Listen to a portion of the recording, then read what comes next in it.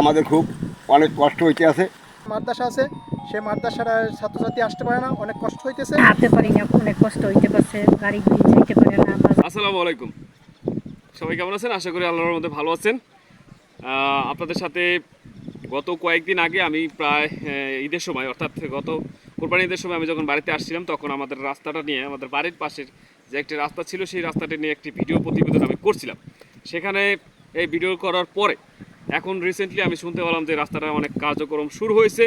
এই জন্য এটা দেখার জন্য আমি সরজমিনে চলে আসছি আপনাদেরকে দেখানোর জন্য। দেখেন, আমি আসার পরে এখানে দেখছিলাম বড় বড় একটা বড় বড় ইট ছিল, সেই ইটগুলোরে ভাঙছে। ভাঙার পরে এখন বর্তমান পরিস্থিতি দেখেন, এই যে এত বড় বড় একটা পিস, যা দিয়া হাঁটা তো খুবই অসম্ভব। এখান থেকে যে কোমলমতি শিশুরা সেই স্কুলে আসা যাওয়া করে, তারাও খুব ভোগান্তির ভিতরে আছে। এবং স্থানীয় বাসিন্দা যারা ছিল তারা বলছে যেন দ্রুত সময়ে এই রাস্তার কাজটা শেষ হয়। তাদের একটাই দাবি, তাদের প্রাণের দাবি, যে রাস্তাটা শেষ হলে, কাজ শেষ হলে তাহলে 1500-ও বেশি লোক প্রতিদিন, অর্থাৎ 1500-র চেয়েও বেশি লোক এই রাস্তা দিয়ে কন্টিনিউসলি আসা যাওয়া করবে।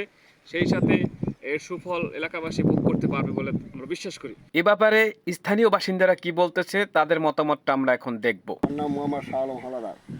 ও আচ্ছা, আপনি যে এই রাস্তা দিয়ে কন্টিনিউসলি আসেন, আপনার এই জায়গায় বাড়ি, আপনি এই এলাকার বাসিন্দা, তো আপনার কি মতামত? এই রাস্তাটার কাজটা কত যে দিন যাবে আটকে আছে, আপনি কি চান? আমি চাই যে রাস্তাটা হোক। আজকে 5-6 বছর থেকে আমরা খুব ভুগতে আছি। অন্তপক্ষে 1-1.5 হাজার মানুষ এই রাস্তা দিয়ে আসা যাওয়া করি। তারপর আমাদের ছোট ছোট ছেলে মেয়ে আছে, তারা স্কুলে রওনা দিয়ে পথের থেকে পাচার খেয়ে এবার বাড়ি চলে যায়। তারপর আমাদের খুব অনেক কষ্ট হইতে আছে। কিন্তু আমাদের এমপি সাহেব আসছিল, কিন্তু সেও তো গুরুত্ব দেয় না এই রাস্তার প্রতি। আমরা এখনও ভোগান্তিতে আছি। কিন্তু আবার দেখি এই 5 গাড়ি ইট আনে, আবার 10 দিন যায়, আবার 2 গাড়ি আনে, আবার 15 দিন, এইভাবে এই পর্যন্ত আমরা দেখেন রাস্তার মধ্যে হাঁটতে পারতেছি না। বিরাট বিরাট খোয়া ভাঙিয়েছে, কোনখানে ঠালা, আমাদের ছেলে মানুষ স্কুলে যেতে পারে না। এই অবস্থায় আমরা ভুক্তভোগী না আছি। আমরা আশা করি যে রাস্তাটা আমাদের তাড়াতাড়ি যে হোক, সেইটাই আমাদের দেওয়া পাবে। ঠিক আছে, ধন্যবাদ। আপনার পরিচয়টা বলেন। আর আপনি? বেতাগী সাংকিপুর ইউনিয়ন, আমি সিপিপির সভাপতি, লিডার। তাই আমাদের দরজার যে রাস্তাটা, এটা দীর্ঘদিন পর্যন্ত আমরা কষ্টে ভুগতেছি। এই রাস্তাটা আমাদের অত্যন্ত দরকার, জরুরি। অনেক কষ্ট করে আসতে হয়, এবং সপ্তাহে 2 দিন হাট মেলে, ঠাকুরহাট বাজার।